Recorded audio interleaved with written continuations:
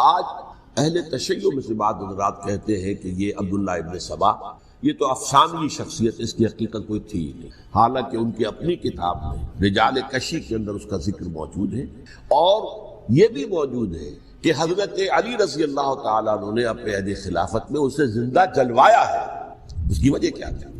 یہ آیا مدینے کے اندر اسلام کا لبادہ اوڑھ کر اس نے چند عقیدوں کی اشاعت شروع کی۔ سب سے پہلے حضرت علی تو خدا ہے، گاڈ انکارنیٹ، اوتار کا تصور، جیسے ہندوؤں میں ہے رام چندر جی خدا کا اوتار، اور عیسائیت میں بھی پہلے گاڈ انکارنیٹ کا تصور تھا کہ حضرت مسیح خدا کا اوتار ہے، انکارنیشن آف گاڈ۔ تو اس نے کہا کہ حضرت علی تو خدا کا اوتار ہے، خدا ہے۔ نمبر 2، اس نے کہا کہ ہر نبی کا ایک وصی ہوتا ہے جس کے حق میں وہ وصیت کرتا ہے، تو حضور صلی اللہ علیہ وسلم کے وصی حضرت علی ہے، لہذا خلیفہ تو اول روز سے حضرت علی ہے، حضرت ابو بکر، حضرت عمر، حضرت عثمان، یہ تو غاصب ہے، اور حضرت عثمان کی خلافت تھی اس وقت وہ خاص طور پر۔ پھر اس نے جو قبائلی عصبیت تھی اسے بھڑکایا۔ پرانی جو عصبیت چل رہی تھی قریش کے اندر، وہ دو گھرانے ایک دوسرے کے مد مقابل تھے۔ دیکھیے، ایک ہوتا ہے قبیلہ، ایک ہوتا ہے گھرانہ۔ ہمارے پنجاب میں ایک قبیلہ ہے وٹو قبیلہ، اس کے گھرانے بہت سے، مانے کے، لالے کے، سجے کے، شامت کے، یعنی کوئی لالا تھا ان میں سے بڑا، ان کے بیٹے ہو گئے لالے کے، ان کی اولاد، خاندان یہ کہلاتے ہیں۔ قبیلہ ہے یہ وٹو قبیلہ۔ تو قبیلہ تھا قریش، اس میں گھرانے بہت تھے، بنو ہاشم، بنو امیہ، بنو تیم، بنو عدی، یہ بہت سے گھرانے تھے۔ تو چوٹی کے دو گھرانے جو تھے وہ بنو ہاشم اور بنو امیہ، ان کے درمیان چپقلش تھی، مقابلہ، مسابقت، اور یہ مسابقت فی الخیر بھی ہوتی تھی۔ اگر انہوں نے غریبوں کو کھانے کھلائے ہیں تو ہم ان سے بڑھ کر کھلائیں گے، اگر وہ حاجیوں کی خدمت کرتے ہیں تو ہم ان سے بڑھ کر کریں گے۔ تو ان کے اندر یہ مسابقت الخیر بھی تھی، لیکن چپقلش تھی کہ کوئی ہم سے آگے نہ نکل جائے، وہ سمجھتا تھا وہ آگے نہ نکل جائے۔ پر اس شخص نے اس پرانی عصبیت کو تازہ کیا کہ حضور تو بنو ہاشم میں سے تھے، لہذا خلافت حق ہے بنو ہاشم، یہ غاصب ہے۔ اس سے پہلے دو خلفاء جو تھے وہ نہ بنو ہاشم سے تھے نہ بنو امیہ سے تھے۔ حضرت ابو بکر بنو تیم میں سے تھے، چھوٹا قبیلہ، حضرت عمر بنی عدی میں سے تھے، وہ بھی چھوٹا قبیلہ تھا۔ یہ حضرت عثمان پہلے خلیفہ جو بنو امیہ میں سے تھے، جن کی پرانی چپقلش بنو ہاشم سے تھی۔ اب اس کو موقع مل گیا کہ پرانی قبائلی عصبیت کو بھڑکائے۔ یہ ہے اصل میں اس فتنے کا پس منظر عبداللہ ابن سبا نے جو آ کر پھیلایا ہے، اور اس کی تفصیل میں اس وقت میں نہیں جا سکتا، کیسے یہ فتنہ پروان چڑھا، کیا انہوں نے اسٹریٹجی اختیار کی، کہ یہ کیا کرتے تھے، گروہ بنا کر بھیجتے تھے لوگوں کو، کوفے میں جاؤ تو وہاں پر دمشق کے گورنر کے خلاف اور مصر کے گورنر کے خلاف الزامات لگاؤ، اس نے یہ کیا، وہ غبن کر گیا، وہ یہ کر گیا، وہ خیانت کر رہا ہے، وہ رشتہ داروں کو پال رہا ہے، اور عثمان کے خلاف بھی تقریریں کرو رضی اللہ تعالیٰ عنہ۔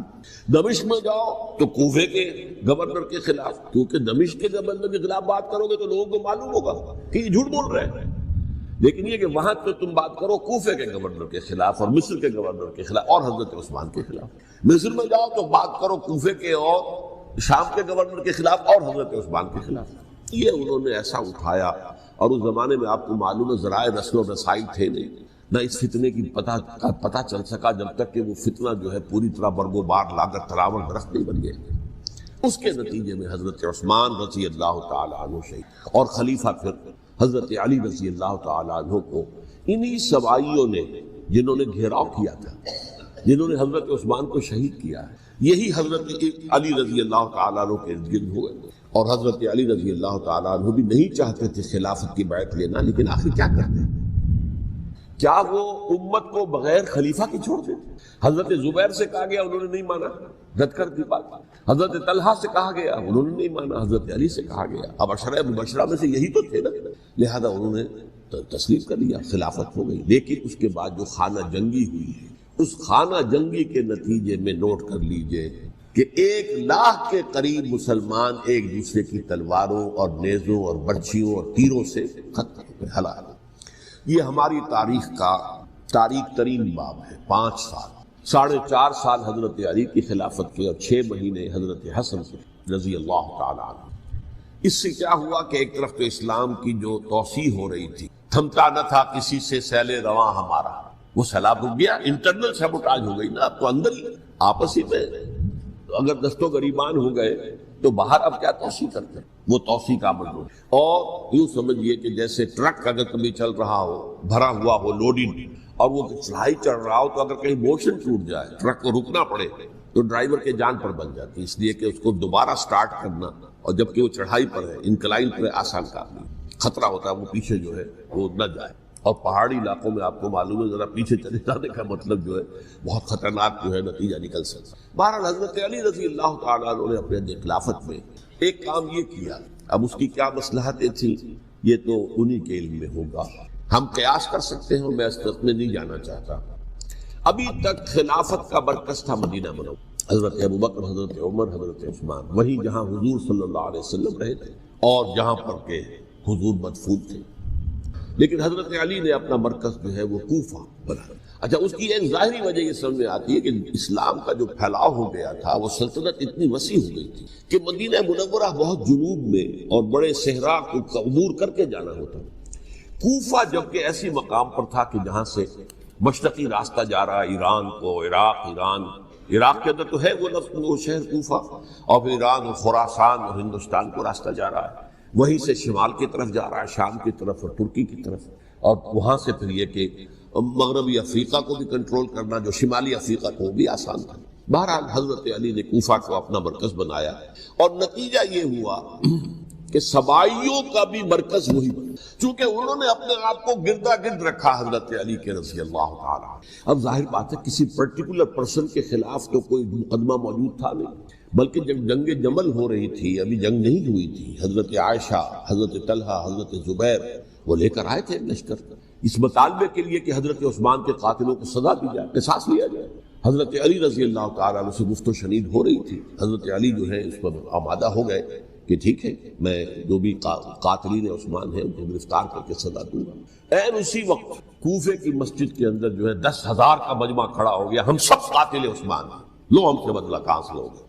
اور انہوں نے کیا کیا، جاتے ہی جنگ چھیڑ دی، جب چھڑ جائے تو یا مرو یا مارو، اس کے علاوہ تو کوئی چارہ کار ہوتا ہی نہیں۔ ایک رات میں 10,000 مسلمان شہید ہوئے، جن میں 2 عشرہ مبشرہ میں سے حضرت زبیر اور حضرت طلحہ رضی اللہ تعالیٰ۔ تو یہ صورت تھی، سبائیوں نے گھیراؤ کیا حضرت علی کا رضی اللہ تعالیٰ۔ حضرت معاویہ دعوے دار نہیں تھے خلافت کے، قطعاً نہیں، ان کا صرف ایک دعویٰ تھا، اور وہ یہ تھا کہ عثمان کے قاتلوں کو گرفتار کرو، یا خود سزا دو یا ہمارے حوالے کرو، ہم اس سے قصاص لیں گے۔ اس لیے کہ قبیلہ بنو امیہ کا تھا، اور حضرت ابی معاویہ بنو امیہ میں سے، تو ایک خاندانی طور پر جو ہے ہم قصاص لیں گے ان سے جنہوں نے قتل کیا ہے حضرت عثمان۔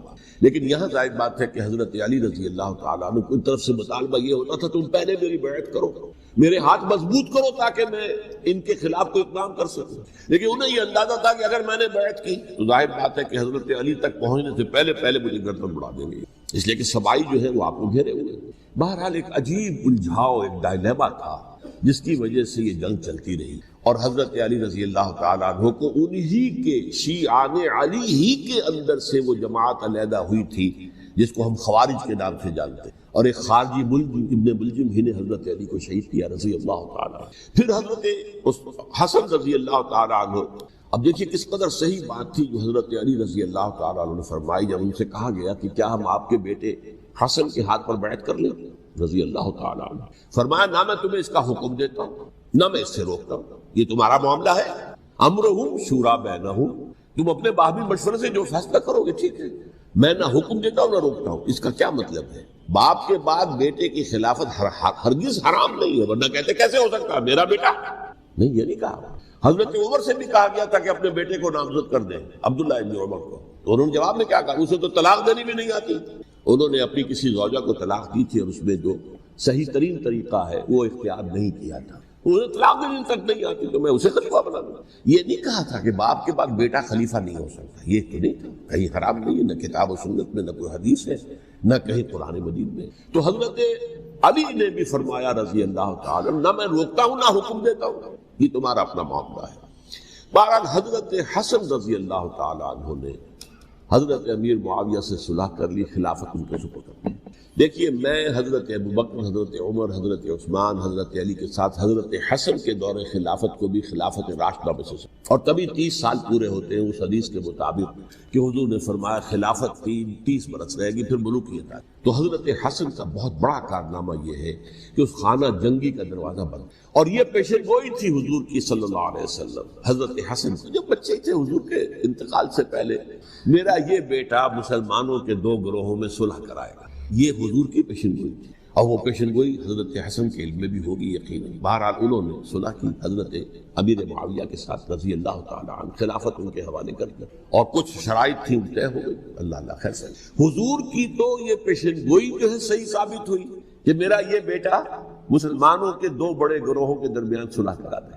اور سبائیوں نے انہیں تانے دیے، یا عار المومنین، اے مومنوں کے لیے موجب عار، موجب شرم تم نے بزدلی دکھائی، تم نے امیر معاویہ کو خلیفہ تسلیم کر لیا، تم نے بزدلی دکھائی. معاذ اللہ ثم معاذ اللہ ثم معاذ. اب میں کچھ باتیں حضرت امیر معاویہ کے بارے میں کہنا چاہتا ہوں، اس لیے کہ وہاں اس میں میں نے حضرت معاویہ کے بارے میں یہ تو بہت شدت کے ساتھ کہا تھا، اور میں اب بھی اس پر قائم ہوں اور پوری طریقے سے قائم ہوں. میرا مستقل موقف یہی ہے کہ حضرت معاویہ رضی اللہ تعالیٰ عنہ کے دور خلافت کو ہم خلافت راشدہ میں شامل نہیں سکتے، اہل سنت میں سے کوئی بھی نہیں سکتا. لیکن اس کے ساتھ میں نے حضرت امیر معاویہ کے کچھ مناقب بھی بیان کیے تھے تاکہ پلڑا جو ہے ترازو کا اس کے دونوں پلڑے سامنے آئے. لیکن یہ کہ وہ حصہ میرے اس بیان کا نکال دیا، ختم کر دیا گیا. یہ میں نہیں جانتا کہ اس میں کیا مصلحت دیکھی گئی ہے. اس میں تو کسی کے لیے کوئی معاملہ ایسا نہیں تھا کسی کے جذبات کو جو ہے وہ ٹھیس پہنچانے والا. کیونکہ میں نے کہا وہ خلیفہ راشد نہیں تھی، صاف میں نے کہا، بلکہ وہ دور ملوکیت کا آغاز ان سے ہو گیا. بلکہ جب ایک صاحب نے یہ کہا کہ کربلا کے بعد سے دور ملوکیت آ رہی تھی، تو میں نے کہا نہیں جناب، دور ملوکیت تو 20 سال پہلے پوری ہو چکی تھی، شروع ہو چکی. حضرت امیر معاویہ کے بھی 20 سال میں وہ دور ملوکیت میں شمار ہوا. انہیں کسر العرب بھی کہا گیا، عرب کے کسرا جو شہنشاہ ایران کا خطاب تھا. حضرت معاویہ رضی اللہ تعالیٰ عنہ کو کسر العرب کہا گیا، عرب کا کسرا ہی ہے. لیکن دوسری طرف یہ ہے کہ وہ صحابی رسول رضی اللہ تعالیٰ حضور کے برادر نسبتی بھی ہیں، حضور کے سالے ہیں. ان کی ہمشیرہ ام حبیبہ حضور کی زوجہ محترمہ ہیں، ام المومنین ام حبیبہ رضی اللہ تعالیٰ. پھر کس قدر معتمد علیہ تھے حضور کے کہ کاتبان وحی میں شامل تھے. وحی کی کتابت کرنے والے چند لوگ تھے جنہیں کہ حضور کہتے تھے کہ اب یہ آیت لکھ لو. ان میں سے ایک امیر معاویہ رضی اللہ تعالیٰ. تو بڑے توازن کی ضرورت ہے. دیکھیے صحابہ کرام کا جہاں تک تعلق ہے، اہل سنت کا موقف یہ ہے کہ صحابہ کلہم عدول، صحابہ سب کے سب نیک نیت ہے، اور ان کی روایت جو ہے قبول کی جائے گی، رد نہیں کی جائے گی، ان پر کوئی جرح و تعدیل نہیں ہوگی، اس لیے کہ ان کا تزکیہ محمد رسول اللہ صلی اللہ علیہ وسلم نے کیا. لہذا یہ تو ہو سکتا ہے کہ کسی صحابی سے کوئی خطا ہو، لیکن وہ خطا اجتہادی ہوگی، نیت کی خطا نہیں ہوگی، نیت کی غلطی. اگر کسی صحابی کی نیت پر حملہ کیا جائے تو یہ اصل میں طعن ہے، حملہ ہے حضور پر کہ وہ تربیت دے نہیں سکے اپنے ساتھیوں کو. معاذ اللہ ثم معاذ اللہ ثم معاذ اللہ، وہ تزکیہ کر ہی نہیں سکے. 3 جگہ جو قرآن میں آیا ہے یتلو علیہم آیاتہ ویزکیہم، تو کیا تزکیہ کیا؟ اگر ان کے قریب ترین ساتھی جو تھے، اگر ان کے اندر بھی بدنیت تھی اور دنیا کی طلب تھی اور دنیا کے اندر اقتدار حاصل کرنے کا جذبہ تھا، تو پھر کیا تزکیہ کیا؟ معاذ اللہ ثم معاذ اللہ. لہذا صحابہ سب کے سب عدول ہیں اور ان سے اختلاف ممکن ہے، لیکن ان کی نیت پر حملہ نہیں ہو سکتا. تو حضرت امیر معاویہ کی شخصیت ایک چیز ہے، آپ کا دور خلافت دوسری چیز. شخصیت کے اعتبار سے صحابی رسول ہیں، برادر نسبتی ہیں حضور کے صلی اللہ علیہ وسلم. اور پھر یہ کہ اس قدر معتمد علیہ ہے صحابہ میں سے کہ وہ کاتبان وحی، یہ عام آدمی کے کرنے کا کام نہیں تھا جو وحی کی کتابت کرے، اللہ کے کلام کی. البتہ یہ ہے کہ جیسا کہ میں نے عرض کیا، ان کا دور خلافت راشدہ نہیں ہے، وہ ملوکیت کا دور ہے. یہ میں نے جیسے عرض کیا، میں نے ایک صاحب نے جب یہ کہا کہ ملوکیت شروع ہو رہی تھی، میں نے کہا شروع نہیں ہو رہی تھی، ملوکیت تو 20 سال پہلے شروع ہو چکی تھی. اسی طریقے سے ایک صاحب نے کہا تھا کہ اسلام کو قائم کرنے کے لیے حضرت حسین میدان میں آئے. میں نے کہا یہ بھی غلط ہے، اسلام تو 60 سال پہلے قائم ہو چکا تھا. نبی اکرم صلی اللہ علیہ وسلم کے دستے مبارک سے اسلام قائم ہو گیا. جعل الحق وزهق الباطل ان الباطل كان زهوقا. پھر 30 برس تک وہ کامل شکل کے اندر قائم رہا. تو اسلام جو ہے وہ جو ہے در حقیقت اب قائم کرنے والی بات نہیں تھی. البتہ اس کے اندر زوال شروع ہو گیا تھا. اس زوال کے عمل کو روکنے کے لیے حضرت حسین میدان میں. یہ چیز کو صحیح تاریخی پرسپیکٹو میں رکھنا. تو جس طرح سے دین کو قائم کرنے کے لیے دیکھیے قائم تو کیا محمد رسول اللہ صلی اللہ علیہ وسلم والذین معہ رضی اللہ تعالیٰ عنہ، انہوں نے کیا. ہاں اب جو ہے وہ اپنی اس شاندار حیثیت سے نیچے گرنے لگا تھا. وہ میں بعد میں عرض کروں گا کہ میں نے اسے کیا عرض کیا تھا کہ یہ اس زوال کو روکنے کے لیے کسی طریقے سے یہ اپنی اصل حقیقت پہ قائم رہے، یہ حضرت حسین رضی اللہ تعالیٰ عنہ کی سعی تھی۔ اچھا، حضرت امیر معاویہ کے جو 20 سال ہیں وہ پورے امن، سکون، اطمینان، کوئی جھگڑا، کوئی فساد، کوئی اختلاف، کوئی باہمی خانہ جنگی، کچھ 20 سال، یہ بھی تاریخ کی بڑی چشم کشا حقیقت ہے جو عام طور پر لوگوں کے علم میں نہیں۔ سبائی بھی دبکے رہے، حضرت امیر معاویہ کی حکومت اتنی مضبوط تھی، کنٹرول، کہ ان کو کچھ سر اٹھانے کا موقع نہیں ملا، موجود تھے، دبکے رہے۔ جیسے کہ میں نے کہا ریولوشن کے آخری مرحلے پر آ کر جو مخالفین ہیں وہ دب جاتے ہیں کہ پھر دیکھیں گے موقع ملے گا تو پھر لیں گے ان سے حساب کتاب۔ 20 سال رہے ہیں پورے امن کے، 10 سال کے بعد یعنی درمیان میں ہے حضرت امیر معاویہ کا عہد خلافت۔ ایک صحابی جو کہ بزرگ صحابہ میں سے ہیں، مغیرہ ابن شعبہ رضی اللہ تعالی عنہ، وہ آتے ہیں اور وہ کہتے ہیں کہ دیکھیے امیر المومنین، کتنی بڑی خانہ جنگی رہی تھی مسلمانوں کی آپس میں، اور اب بھی اگر آپ کسی کو نامزد کیے بغیر چھوڑ گئے امت کو تو پھر خانہ جنگی ہو جائے گا۔ 1 لاکھ اس وقت جو ہے وہ ہلاک ہوئے تھے، نہ معلوم اب کتنے ہلاک۔ لہذا آپ اپنی زندگی ہی میں نامزد کر دیجئے کسی کو خلیفہ، ولی عہد بنے۔ حضرت امیر معاویہ نے ابتداءً جو ہے انکار کیا نہیں، لیکن ان کے دلائل ایسے تھے وزنی، اور میں سمجھتا ہوں کہ وہ بات صحیح تھی جو مغیرہ ابن شعبہ نے کہی، اس لیے کہ اب صحابہ کرام میں سے جو کبار صحابہ تھے وہ تو سب دنیا سے رخصت ہو چکے تھے، اب تو یا صغار صحابہ رہ گئے تھے جو حضور کے زمانے میں بچے تھے، حضرت حسن، حضرت حسین، عبداللہ ابن زبیر، یہ بچے تھے نا، یا تو وہ تھے، اور یا بالکل نو مسلم تھے، اور نو مسلموں میں بڑی تعداد وہ تھی جو ایرانیوں کی تھی، شامیوں کی تھی، ادھر کی تھی، تو ان کو تو ظاہر بات ہے کہ تربیت نبوی سے کیا خلافت راشدہ سے بھی اکثر و بیشتر کو کوئی حصہ ملا ہی نہیں۔ تو اس صورت میں اب وہ اعلیٰ ترین معیار پر حکومت کے نظام کو قائم کرنا ممکن نہیں ہے۔ کوئی قبائلی عصبیت جب تک حکومت کی پشت پر نہیں ہوگی، حکومت مستحکم نہیں ہوگی۔ یہ گویا کہ ایک جس کو کہتے ہیں کہ حقیقت بینی، واقعیت پسندی، ایک آئیڈیالزم ہے اور ایک ریئلزم ہے کہ آپ فیکٹس آن دی گراؤنڈ کو غور کریں، سوچیں اس کے اوپر اور پھر کوئی فیصلہ کریں۔ اس اعتبار سے پھر حضرت امیر معاویہ نے بات مان لی اور بیعت لے لی لوگوں سے حضرت یزید کے لیے کہ یہ خلیفہ ہوں گے میرے بعد، اس کو ولی عہدی کہتے ہیں۔ اچھا، اس وقت 5 افراد ایسے تھے کہ جنہوں نے اس سے اختلاف کی، یہ بات بہت اہم ہے۔ میرا کتاب کیا ہے سانحہ کربلا، اس کے کچھ نسخے آج یہاں ہوں گے، آپ لوگ پڑھیے اسے غور سے اور پھیلائیے تاکہ حقیقت سامنے آئے۔ 5 افراد کون تھے جو ہونے چاہیے؟ ابو بکر فوت ہو گئے، ان کے بیٹے عبد الرحمن ابن ابی بکر، عمر فوت ہو گئے، ان کے بیٹے عبداللہ ابن عمر، عباس فوت ہو گئے، ان کے بیٹے عبداللہ ابن عباس، زبیر فوت ہو گئے، ان کے بیٹے عبداللہ ابن زبیر، اور حضرت حسن جو ہے ان کا انتقال ہو چکا تھا، حضرت علی کے بیٹے حضرت حسین رضی اللہ تعالی عنہ اجمعین۔ حضرت حسن کے بارے میں ایک فریق کا کہنا یہ ہے کہ انہیں زہر دے کر ہلاک کیا، اہل تشیع کا قول ہے، جبکہ اہل سنت کہتے ہیں کہ نہیں، وہ اپنی جو بھی طبی موت تھی اس سے ان کی وفات، لیکن میں اس میں نہیں جانا چاہتا، اس لیے کہ یہ مائکرو ہسٹری جو ہے نا، وہ تو ایک ایک واقعے کے لیے ادھر کی روایات کیا، ادھر کی کیا ہیں، ان کے پاس کیا دلائل، یہ تو کسی ریسرچ اسکالر کا موضوع، میرا موضوع نہیں۔ لیکن بہرحال یہ 5 حضرات تھے جنہوں نے ولی عہدی کی بیعت نہیں کی، لیکن حضرت معاویہ اتنے حلیم الطبع انسان تھے، انہوں نے جبر نہیں کیا، کوئی تشدد نہیں کیا۔ ٹھیک ہے، ولی عہدی کی بیعت نہیں کر رہے، کوئی بات نہیں، میری بیعت تو کی ہوئی ہے نا، ابھی تو میں زندہ ہوں، بات ختم ہو گئی، میری بیعت کو تو نہیں توڑا انہوں نے، فسخ بیعت نہیں کی۔ اس اعتبار سے انہوں نے نہ کوئی تشدد کیا، نہ جبر کیا، نہ کوئی مواخذہ کیا۔ لیکن جب امیر معاویہ کا انتقال ہو گیا، اب ولی عہدی کی بجائے وہ اب خلافت کی بیعت کر، سب لوگوں نے بیعت کر لی۔ ان 5 میں سے ایک فوت ہو چکے تھے، حضرت عبد الرحمن ابن ابی بکر فوت ہو چکے رضی اللہ عنہ، 4 تھے، ان 4 میں ایک اختلاف ہوا۔ 2 کی رائے یہ تھی، عبداللہ ابن عمر، عبداللہ ابن عباس، کہ اگرچہ یہ کام غلط ہوا ہے، اسلام کی روح کے منافی ہوا ہے، یہ بادشاہت کی بنیاد پڑ رہی ہے، لیکن یہ بات ایسی نہیں ہے کہ اس کی بنا پر ہم خانہ جنگی شروع کروا دیں، خون خرابہ کروائیں، فساد کریں، لہذا انہوں نے بیعت کر لی۔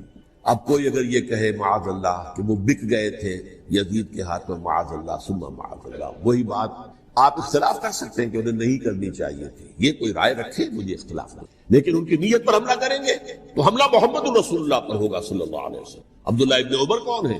کتنی حدیثیں ان سے جو ہے وہ منقول ہیں۔ عبداللہ ابن عباس کون ہیں؟ جنہیں حضور نے جو ہے جن کے لیے دعا کی تھی، اے اللہ فقہہ فی الدین وعلمہ التاویل، اے اللہ اس نوجوان کو دین کا فہم عطا کر اور قرآن کی تعویل اور تفسیر کا علم عطا کر حبر الامہ کہلاتے ہیں۔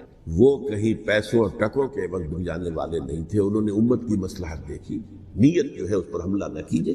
البتہ اختلاف کا حق آپ کو حاصل ہے۔ دو حضرات جو ہے ڈٹے رہے کہ نہیں، ہمیں کم وقت میں ریزسٹ کرنا ہے۔ عبداللہ ابن زبیر عمر کے اعتبار سے وہ بڑے ہیں، مسلمانوں میں سب سے پہلے ولادت مدینے میں جا کر جو ہوئی ہے وہ عبداللہ ابن زبیر کی ہوئی ہے۔ ہجرت کر کے جب مہاجرین وہاں پہنچے، کچھ عرصے تک کسی کے ہاں کوئی اولاد نہیں ہوئی، تو لوگوں نے تانے دینے شروع کر دیے کہ معلوم ہوتا ہے کہ یہاں آ کر یہ مکے کے رہنے والے جو ہے کمزور ہو گئے ہیں، ان کے ہاں اولاد ہی نہیں ہو رہی۔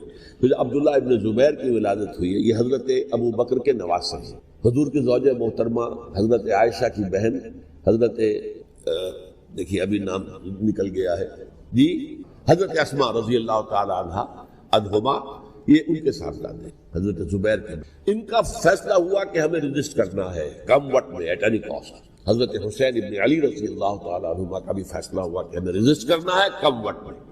البتہ ان میں بھی ایک اختلاف ہو گیا، یعنی یہ دو تو جڑے رہے، ان دو میں اختلاف ہو گیا۔ عبداللہ ابن زبیر کا کہنا یہ تھا کہ ہمیں حجاز میں رہنا چاہیے، یہ سرزمین ہے جس میں نبوت کی برکات سب سے زیادہ ہے، یہاں ہم مضبوط قلعے کے اندر ہیں، ہمیں یہاں سے جو ہے رجسٹ کرنا چاہیے اور ختم کرنا چاہیے اس نظام کے اندر جو خرابی آ گئی ہے۔ حضرت حسین رضی اللہ تعالیٰ عنہ کے پاس خطوط کا تانتا بنا ہوا تھا، کوفے سے لوگ خط لکھ رہے تھے، آئیے آئیے آئیے، ہم آپ کے ہاتھ میں بیعت کریں گے، ہم آپ کے ہاتھ میں بیعت کریں گے، ہم آپ کے ہاتھ میں بیعت کریں گے۔ یہی وہ کوفہ جو حضرت علی کا دارالخلافہ رہا تھا اور جو پھر صبائیت کا گڑھ بن گیا تھا۔ چنانچہ حضرت حسین نے حضرت مسلم بن عقیل کو بھیجا وہاں پر کہ میرے نمائندے کی حیثیت سے جا کر وہاں پر بیعت لو۔ 10-12 ہزار افراد نے بیعت کر لی، لیکن اس کے بعد یزید کی طرف سے گورنر بنا کے بھیجا گیا ابن زیاد کو۔ ابن زیاد نے آ کر جو تشدد کیا اور سختی کی تو سب کے سب بیعت توڑ کر اور سب منحرف ہو گئے۔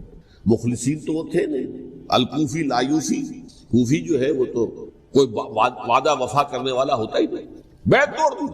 فمن نقص فانما ينقص على نفسه، بیعت کے بعد بیعت توڑ دینا بہت بڑا گناہ، توڑ دیا۔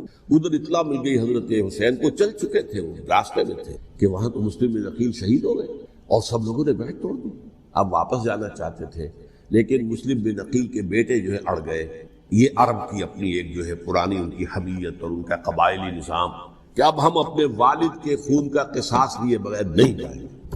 حضرت حسین رضی اللہ تعالیٰ عنہ کی مروت اور شرافت، یہ میرا ساتھ دینے کے لیے آئے تھے، اب میں ان کا ساتھ نہ دوں تو یہ تو شرافت اور مروت کے خلاف ہے۔ کہا اچھا چلو چلتے۔ وہاں جا کر بھی عین اپنے میدان کے اندر بھی حضرت حسین رضی اللہ تعالیٰ عنہ نے 3 چیزیں پیش کی ان کوفیوں کے لشکر کے خلاف۔ سب سے بڑا لشکر کے اندر سب سے بڑے تو کوفی تھے جنہوں نے بیعتیں کی ہوئی تھی حضرت حسین کے ساتھ۔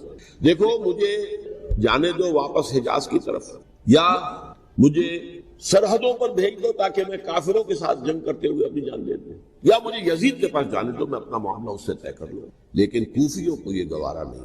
اگر یہ یزید کے پاس پہنچ گئے تو ہمارا کچا چٹھا بیان کر دیں گے کہ مجھے تو ان لوگوں نے برگلا کر بلایا تھا۔ اس لیے کہ دیکھیے حضرت امیر معاویہ کے 20 سالوں کے دوران میں بتا چکا ہوں، ان کی حکومت اتنی مستحکم تھی کہ اس کے خلاف کوئی فتنہ اٹھانا ممکن نہیں تھا۔ اب چونکہ چینج اوور ہوا تھا، اور چینج اوور میں آپ کو معلوم ہوتا ہے کہ ایک جس کو کہتے ہیں every thing is in the melting پاٹ، ابھی تو یہ درمیان کے اندر معاملہ ہے، تو انہیں موقع ملا، سر اٹھایا حضرت حسین رضی اللہ تعالیٰ عنہ کو، جو خطوط لکھے جس کے کہ تھیلے کے تھیلے اور بوریوں کی بوریاں بھری ہوئی حضرت حسین کے ساتھ تھی، وہ کہا کہ آئیے ہم آپ سے بیعت کریں گے۔ انہوں نے نہیں مانا، اور اصل میں حضرت حسین کے قاتل وہ کوفی، وہ بزدل، وہ منافق جنہوں نے بیعت کر کے بیعت توڑی، اور اب وہ آ گئے کہ اگر یہ حسین رضی اللہ تعالیٰ عنہ بچ کر کہیں یزید کے پاس پہنچ گئے تو پھر ہمارا کچا چٹھا جو ہے وہ سامنے آ جائے گا اور ہماری پھر شامت ہے۔ لہذا انہوں نے قتل کیا حضرت حسین کو رضی اللہ۔ ایک بات جو علامہ ڈاکٹر قلب صادق نے فرمائی، اور مجھے میرے علم میں یہ بات پہلے نہیں تھی، وہ یہ کہ حضرت حسین کے قتل کا فتویٰ ایک بہت بڑے مفتی نے دیا تھا۔ یہ بات بھی ذرا سمجھ لیں، حضرت حسین رضی اللہ تعالیٰ عنہ کے قتل کا فتویٰ ایک بہت بڑے مفتی نے دیا تھا۔ کیوں دیا تھا؟ اس لیے کہ حضور کی احادیث موجود ہیں کہ جب ایک شخص کی ایک خلیفہ کی بیعت ہو جائے تو دوسرا اگر کھڑا ہو تو اسے قتل کرو، کھلی حدیث۔ اسی لیے ایک بہت بڑے مفسر بھی ہیں، فقیہ بھی ہیں، قاضی ابن العربی رحمۃ اللہ علیہ، ایک ابن عربی ہیں الف لام کے بغیر، ابن عربی، وہ بہت بڑے صوفی ہیں، فلسفی ہیں، اندلس کے ہیں۔ یہ قاضی ابن العربی ہیں جنہوں نے قرآن کی ایک تفسیر لکھی ہے اس اعتبار سے کہ صرف ان آیات کی تفسیر جن سے کہ فقہی احکام جو ہے ان کا استنباط ہے۔ یہ دو تفسیریں اس طور سے لکھی گئی ہیں قرآن مجید کی، احکام القرآن ان کا نام ہے دونوں کا، جن میں سے ایک جو ہے قاضی ابن العربی کی ہے۔ ان کا ایک جملہ نقل ہوتا ہے، قتل الحسین بسیف جدہ، حسین قتل ہو گئے اپنے ہی نانا کی تلوار سے۔ وہ تلوار کیا تھی؟ جب کسی کی بیعت ہو چکی ہو پھر کوئی کھڑا ہو مدعی خلافت، میرے نزدیک حضرت حسین مدعی خلافت نہیں تھے۔ یہ بات اس وقت سامنے لوگوں کے نہیں آئی، بلکہ حکومت نے یہ باور کرا دیا کہ یہ تو باغی ہے، یہ مدعی ہے خلافت کے۔ انہوں نے تو دعویٰ نہیں کیا خلافت، وہ تو صرف اس عمل کو روکنے کے لیے میدان میں آئے تھے۔ اور اس بات کو اچھی طرح سمجھ لیجئے کہ اس وقت تک یہ جو تصور آج ہمارے پاس ہے کہ ریاست علیحدہ ہے، حکومت علیحدہ ہے، state of Pakistan, we are loyal to the state of Pakistan, ہم ریاست پاکستان کے وفادار ہیں، گورنمنٹ آف پاکستان کے وفادار نہیں ہیں۔ We are not loyal to the government. Government تو کبھی بے نظیر کی تھی، ہم اس کے خلاف تحریک چلا رہے تھے، یا کبھی کسی اور کی تھی اس کے خلاف تحریک چل رہی ہے، یا کبھی ضیاء الحق کی تھی اس کے خلاف تحریک چل رہی ہے۔ گورنمنٹ کو بدلنا تو عوام کا حق ہے، آج، اس وقت نہیں تھا۔ اس وقت ریاست اور حکومت کا کوئی فرق نہیں تھا، لہذا جو حکومت سے اختلاف کرے گویا کہ باغی ہے۔ یہ ہے اصل میں وہ پیچیدہ مسئلہ کہ کیوں کسی مفتی نے فتویٰ دے دیا، اس لیے کہ اس وقت تک ریاست اور حکومت کا فرق واضح نہیں تھا دنیا پر۔ یہ تو ابھی کوئی 100-150 سال کی بات ہے کہ آج ہمارا جو پولیٹیکل سائنس کا ایولیوشن ہوا ہے وہ اس اسٹیج تک پہنچ گیا ہے کہ اسٹیٹ علیحدہ ہے، حکومت علیحدہ ہے۔ حکومت تو اسٹیٹ کے 3 آرگنز میں سے ایک آرگن ہے، ایڈمنسٹریشن حکومت کی ہے، جوڈیشری ہے اور لیجسلیچر ہے، 3 آرگنز ہیں بڑے بڑے، ان میں سے ایک ہے۔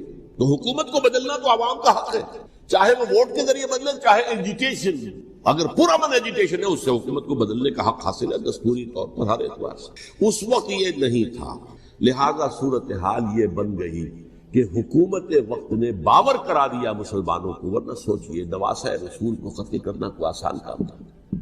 آخر سب کلمہ گو تھے کہ نہیں تھے؟ کلمہ گو تھے، اور حضور سے عقیدت و محبت میں کمی، لیکن یہ کہ فتویٰ، اگر ایک بہت بڑے مفتی کا، جو کہ حضرت علامہ ڈاکٹر قلب صادق صاحب نے فرمایا، مجھے اس مفتی کا نام بھی معلوم نہیں، کہ ایک مفتی کا فتویٰ تھا جس کے بنا پر اب ان لوگوں نے حضرت حسین کو قتل کیا، اور یہی وجہ ہے کہ انہوں نے پھر خیموں کو بھی آگ لگا دی۔ وائی، حالانکہ دیکھیے اگر دشمنی کا انتقام ہوتا تو حضرت علی بن حسین جو بیمار تھے، جو بعد میں زین العابدین رحمت اللہ علیہ کے نام سے، پھر یہ اہل تشیع کے چوتھے امام معصوم ہیں، حضرت علی، حضرت حسن، حضرت حسین، اور پھر حضرت علی بن حسین زین العابدین رحمت اللہ، کیا ان کو بھی قتل کرتے تھے؟ حضرت حسین کی نسل ہی ختم ہو جاتی، لیکن نہیں کی۔ آگ کیوں لگائی؟ آگ اس لیے لگائی کہ وہ جو ڈاکومنٹری پروف ہے ہماری غداری کا یزید کے خلاف حضرت حسین کو جو ہم نے دعوت دی، وہ جو ڈاکومنٹری پروف خطوط کی شکل میں موجود ہے وہ ختم ہو جائے، ڈسٹرائے ہو جائے۔ اس کے لیے انہوں نے خیموں میں آ، بہرحال یہ ہے تاریخی پس منظر، یہ اسی سبائی فتنے کا تسلسل ہے جس نے سب سے پہلے حضرت عثمان کی جان لی رضی اللہ تعالیٰ عنہ۔ 5 سال تک مسلمانوں میں خانہ جنگی رکھی، حضرت علی کو پھر شہید کیا، اور اس کے بعد جو ہے 20 سال حضرت امیر معاویہ کے تو سر نہیں اٹھا سکے، لیکن پھر جب ایک چینج اوور ہو رہا تھا تو اس وقت انہوں نے موقع غنیمت سمجھا کہ اب کھڑے ہو جاؤ اور اب دوبارہ ایک فتنہ جو ہے اس کو امت کے اندر پیدا کر۔ اچھا، اس معاملے میں ایک بات جو میں نے وہاں کہی کہ ہمارے ہاں شاعرانہ جو مبالغہ آمیزی ہے، یہ میری گفتگو کا حصہ انہوں نے حذف کر دیا، اور میں نے ایک سنی شاعر بہت بڑے عالم جن کے حوالے سے آج بھی میری تقریر ہوگی خالق جناح ہال میں، مولانا محمد علی جوہر کے ایک شعر کے حوالے سے کہا کہ قتل حسین اصل میں مرگ یزید ہے، اسلام زندہ ہوتا ہے ہر کربلا کے بعد۔ میں نے کہا بالکل محمل شعر ہے، اسلام مرا ہی نہیں تھا، زندہ ہونے کا کیا سوال؟ اور اگر کسی درجے میں مزمحل یا زخمی ہوا تھا تو وہ تو رہا، کربلا کے بعد بھی رہا، یزید کی حکومت بھی رہی، بنو امیہ کی حکومت بھی چلی، کوئی تبدیلی تو نہیں آئی۔ یہ کیا کہہ رہے ہیں؟ اسلام زندہ ہوتا ہے کربلا کے بعد؟ میں نے کہا اسلام مرا نہیں تھا۔ جیسے میں نے یہ کہا کہ ملوکیت جو ہے وہ اب شروع نہیں ہوئی، ملوکیت تو 20 برس پہلے شروع ہو چکی تھی حضرت امیر معاویہ کی، لیکن ظاہر بات ہے کہ حضرت حسن نے، حضرت حسین نے اس کو قبول کیا، اور حضرت حسین نے تو پھر 10 سال تک ولی عہدی جو تھی، چاہے بیعت نہیں کی لیکن اس کے خلاف میدان میں آ کر چیلنج تو نہیں کیا اس اعتبار سے یہ معاملہ جو ہے اسلام زندہ ہوتا ہے کربلا کے بعد، یہ بے تکی بات ہے۔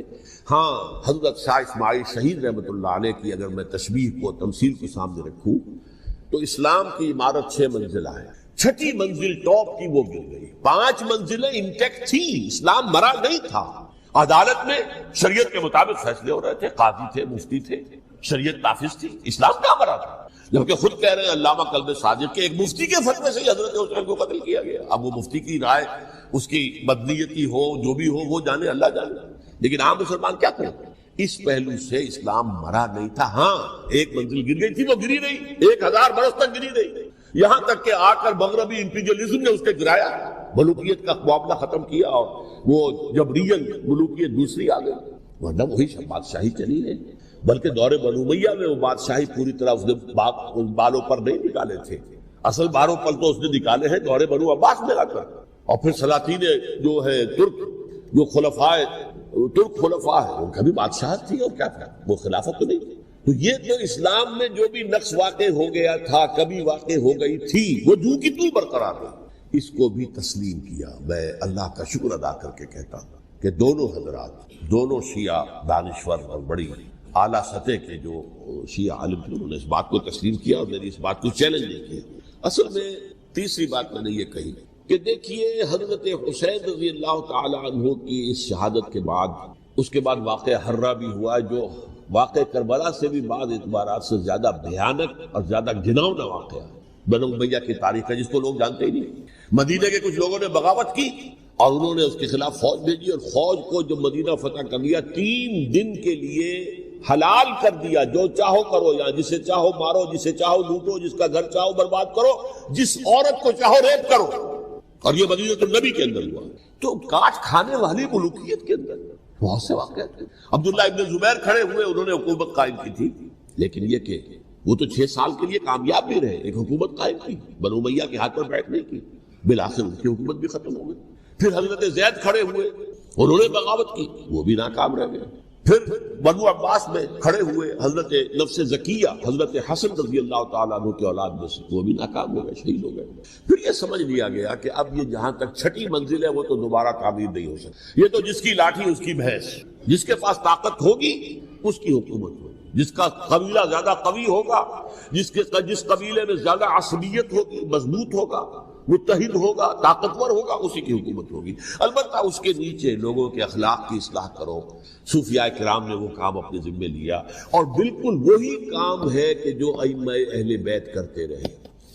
حضرت حسن کی اولاد میں، پھر حضرت علی بن حسین رضی اللہ عنہ، حضرت حسین کی اولاد میں، پھر امام محمد باقر، امام محمد جعفر صادق، اور اس کے بعد بھی 5 اور، کسی نے بغاوت نہیں۔ جیسے علماء کرام کام کر رہے تھے اور جیسے صوفیاء کرام کام کر رہے تھے، ایسے ہی وہ مسلمانوں کی علمی تربیت، روحانی تربیت اور تزکیہ کر رہے تھے۔ کسی نے حکومت کو چیلنج نہیں کیا، نوٹ کر لیجیے اس بات۔ حضرت علی نے بھی چیلنج نہیں کیا تھا، حضرت حسن نے چیلنج نہیں کیا، خود صلح کر لیا۔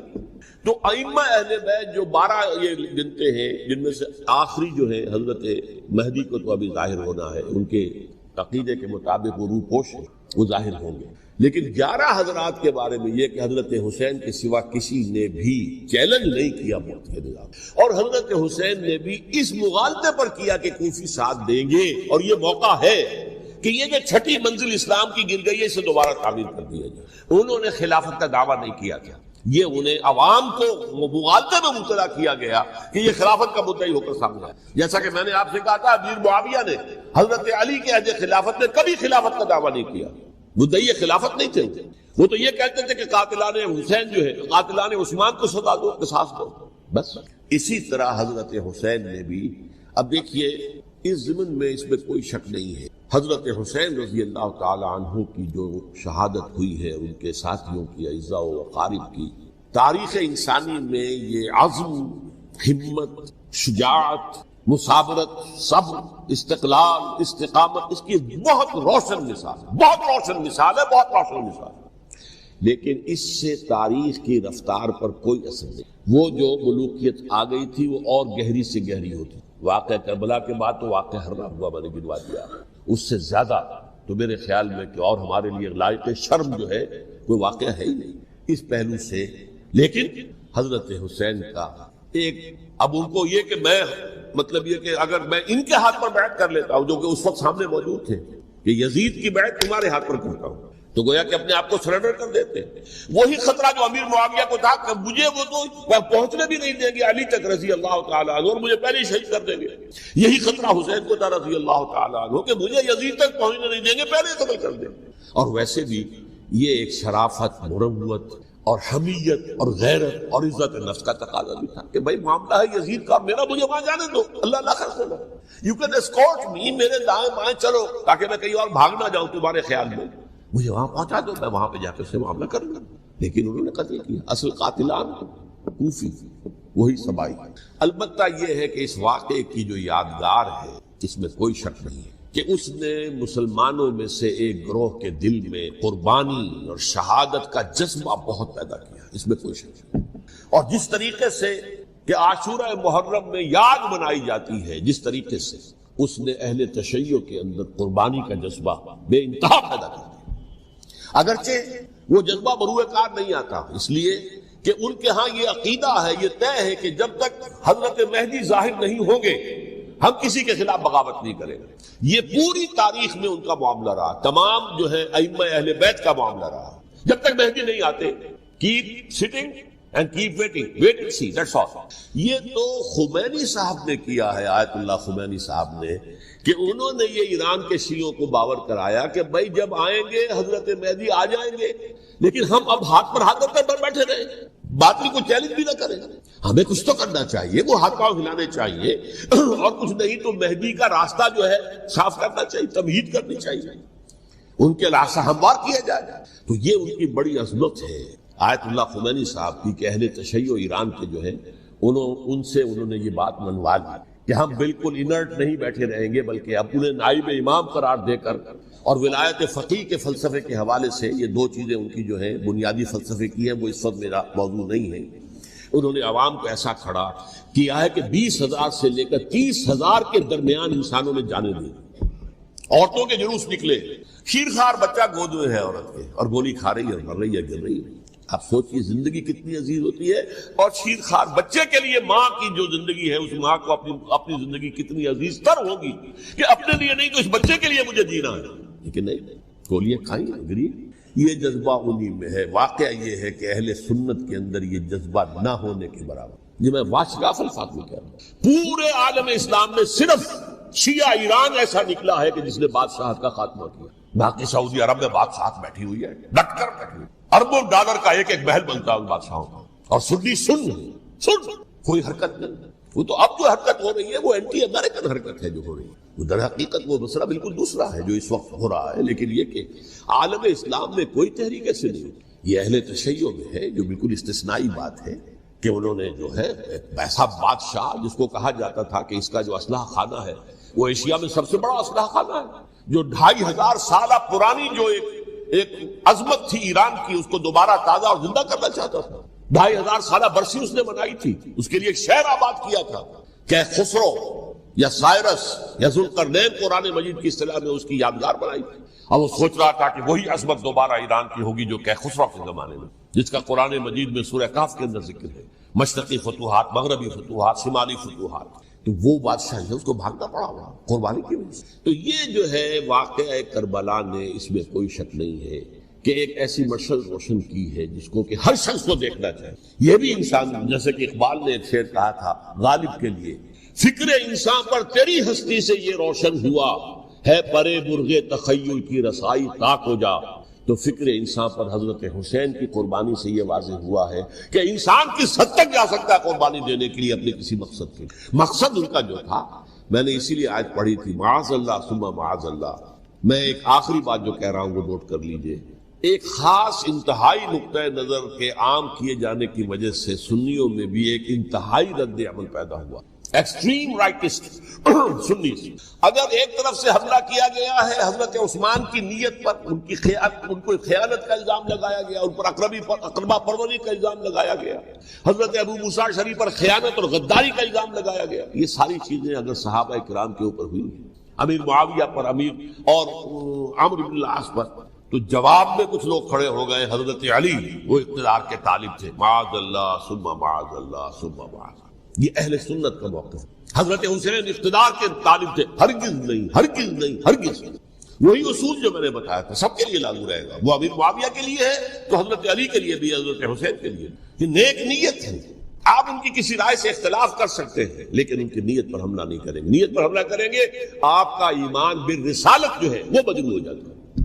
یہ رسول کے ساتھ ہے، رسول نے ان کا تذکیہ کیا، یتلو علیہم آیاتہ ویزکیہم، اس کا سارا عمل محمد کا کیا ہوا صلی اللہ علیہ وسلم۔ تو صحابی کے معاملے میں یہ ہمارے ہاں ان کو اہل سنت جو ہے جو معتدل مزاج کے، اکثریت ان کی تو چند لوگ ہیں ذرا قلم چلا لیتے ہیں تو ان کی بہت سی کچھ چھوٹی چھوٹی کتابیں بھی شائع ہو گئی ہیں بہت، لیکن انہیں اہل سنت نے قرار دیا ناسبی یا خارجی۔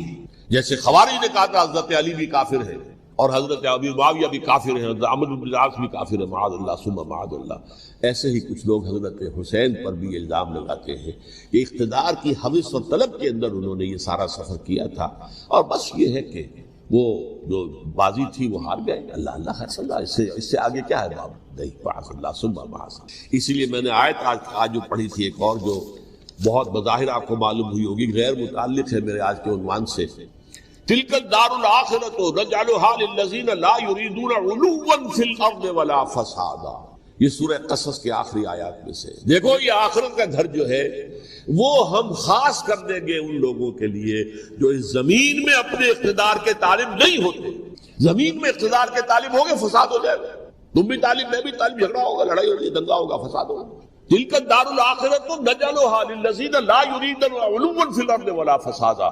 جو لوگ زمین میں اپنے اقتدار کے طالب اور اس کے نتیجے میں فساد پیدا کرنے والے نہیں ہیں، ان کے لیے ہم نے آخرت کا گھر خاص کیا۔ والعاقبۃ للمتقین، اور عاقبت جو ہے، انجام کار، آخرت جو ہے وہ تو متقیوں کے لیے ہے۔